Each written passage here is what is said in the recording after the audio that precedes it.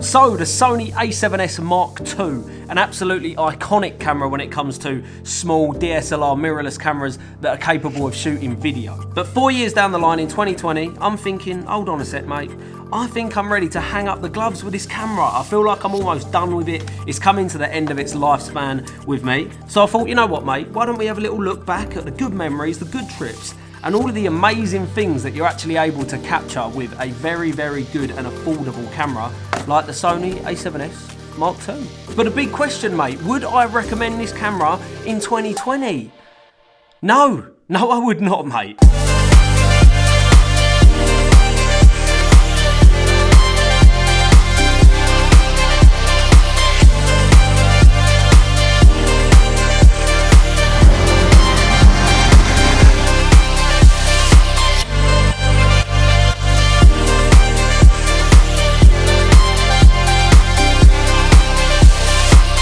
Oh, mate, who is this, mate?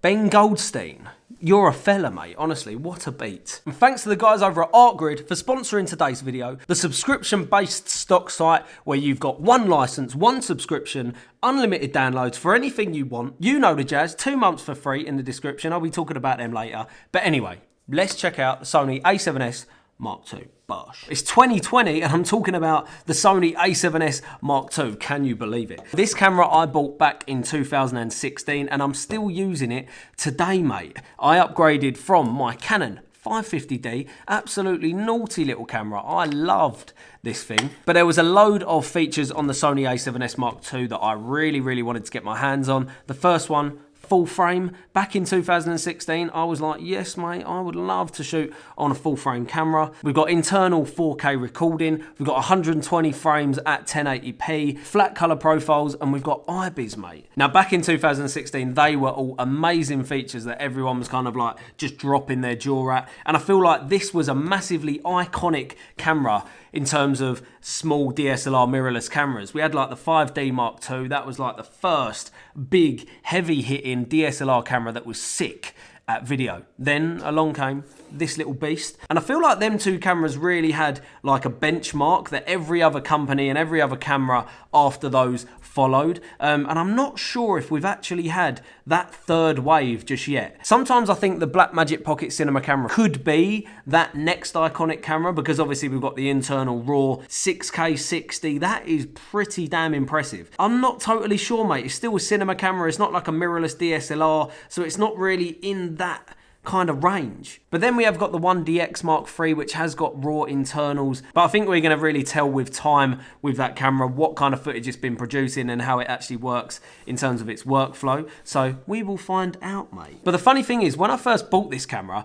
all of the features that I actually wanted to use when I was looking at the spec sheet, I hardly even used for like the first year or so. Now, when I first got it, I was still using my Canon glass. So I had my Canon 10-18, which I'm shooting this video on right now. And that is obviously an APS-C size lens. So I wasn't actually able to use the full 4K in this camera and I wasn't able to use full frame. So I had to punch into APS-C mode, which actually meant that I could only use 1080p. The sensor only has 12 megapixels. There simply isn't enough pixels on the frame to shoot 4K in APS-C. So that pretty much eliminated using full frame on my wide angle lens anyway. I could only really use my 50mm 1.8. I was also really looking forward to using S-Log in this camera. Little did I know that the 8-bit codec in this camera is absolutely unusable, mate, for S-Log. Don't get me wrong, S-Log has got a load of dynamic range in 8-bit, but as soon as you try and play around with that footage, it just crumbles like a biscuit, mate. But over time, I kind of come up with my own picture profile, which is one of the Cine 4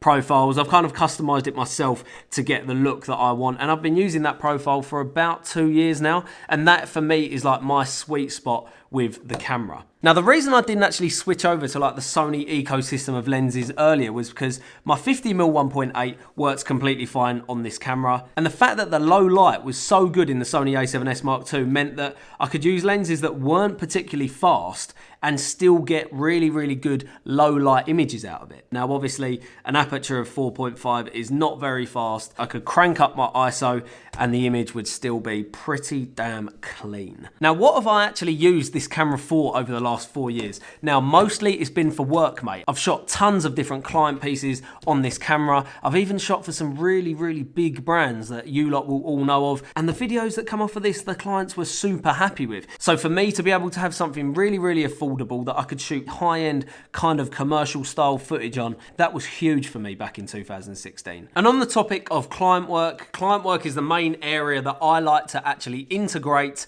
stock footage. Now let me tell you a little bit about Artgrid, mate. Artgrid is a subscription-based stock site. So you basically pay the one-off subscription fee for the entire year, and then you get a completely unlimited license to an unlimited amount of stock footage on their website. Now take this from me, just go over there and just check out the absolute state of the quality. Like, I'll be honest, a lot of stock sites I look at and I just think like, mate, my dad could have like shot that on his iPhone, you know? The shots are actually shot by real cinematographers. Now the good thing with that subscription fee is it's completely cleared for any kind of use. On your YouTube videos, you can use that on client pieces, commercial work, TV, movies. You are cleared for everything, mate. And even if you're signed up for just the year, you can download as much of that as you want, and you are free to use that footage forever. And the best thing is you get like a 14-day money back guarantee. So let's say you go and sign up 14 days down the line. If you're like, you know what, mate, this is pants. I don't want this no more. You can just cancel, mate. So you're basically not losing anything if you just want to go and give it a try. If you don't think you're going to get that value, you can just cancel. In my opinion, if you're only using one clip a month,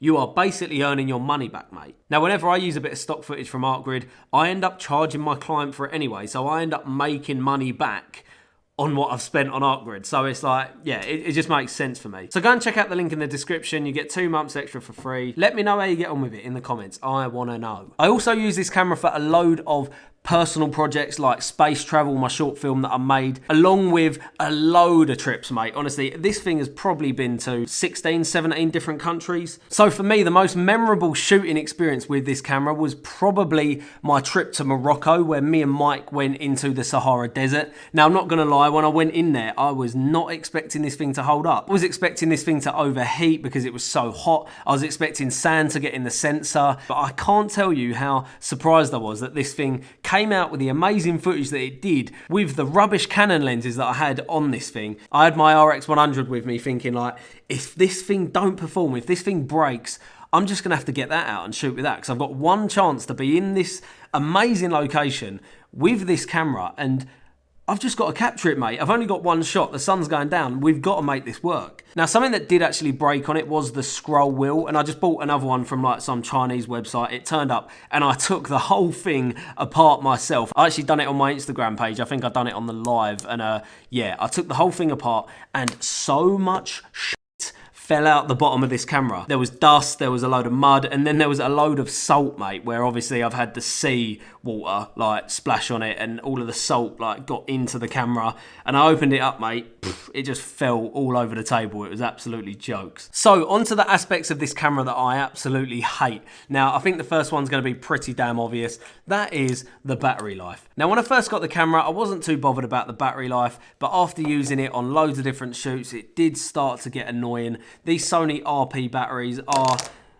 just shit, mate. They really, really are bad. Now, every single battery that I've got is expanded and they're like fat, and yeah, when I try and actually stick them in the camera, I've got to like proper force them in, and then to get them out, I've got to like really pull them out because they're so bloody fat. Definitely need to change them. I do not recommend anyone using batteries that have expanded. That, yeah, these are probably a bit dangerous. Now, the next big thing about this camera that does my nutting is the massive 2.2 crop in 120 frames a second. And that is probably the biggest reason why I haven't used 120 frames in almost a year. I'm sticking to 4K and then 1080p 60 in full frame because I just want that wider field of view when I'm doing slow motion shots. Next up, the autofocus. The autofocus is pretty much useless in this camera. Now, if I'm shooting a few stills, don't get me wrong, it'll lock on what I need to shoot if I'm shooting a still, even though it's only got 12 megapixels. I don't really shoot stills on it, but